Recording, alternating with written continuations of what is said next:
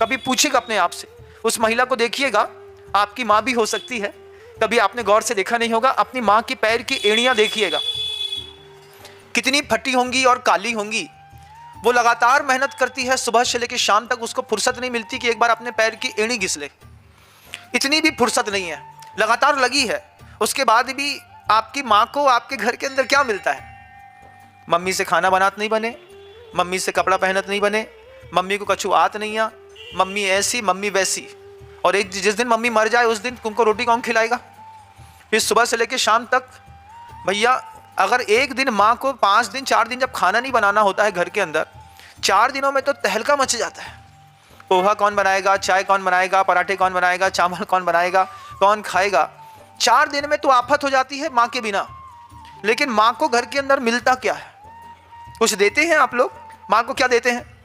झटके देते होंगे, गाली देते होंगे, कुछ लोग बच्चे मार भी देते होंगे, कभी पति हाथ उठा देता होगा अपनी पत्नी के ऊपर। वो पत्नी जिस दिन काम करना, सहयोग करना बंद कर देगी, उस दिन समझ में आ जाएगी। लेकिन उस महिला का भी तेज कर्म का उदय है, अयश कीर्ति दुर्भग दुश्वर नाम कर्म का उदय। जिस माँ के गर्भ से उत्पन्न हुआ है, वो बच्चा बार बार माँ से बोलता है, चुप तो रहा करो, कितना बकबक करती हो, कितना चेपे चेपे करती हो, कितना बोलती हो। और जिस दिन माँ के मुंह से वास्तव में बोलना बंद हो जाएगा, फिर बोलेगा, माँ तुम बोलती ही नहीं हो।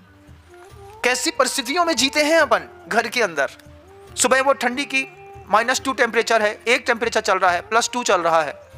ठंडे पानी में हाथ डाल करके वो बर्तन धो रही है, वो कपड़े मांज रही है, वो साथ ही साथ पूरे घर का झाड़ू पोछा कर रही है, मोजा तक उसने नहीं पहना हुआ है। और उठते ही साथ बच्चा उठा करके ऐसा हाथ झटकता है कि उसी के हाथ की चूड़ी उसी की उंगली में घुस जाती है। घर में ऐसा होता है क्या? होता होगा। अब तो चूड़ी नहीं पहनते तो नहीं होगा, ये बात तो तय है। लेकिन अगर चूड़ी पहनेंगे तो ऐसा कोई माँ नहीं है जिसके हाथों की कलाइयों में बच्चे के द्वारा चूड़ी फोड़े के निशान न दिखाई देते हो। होता है बंधुओं।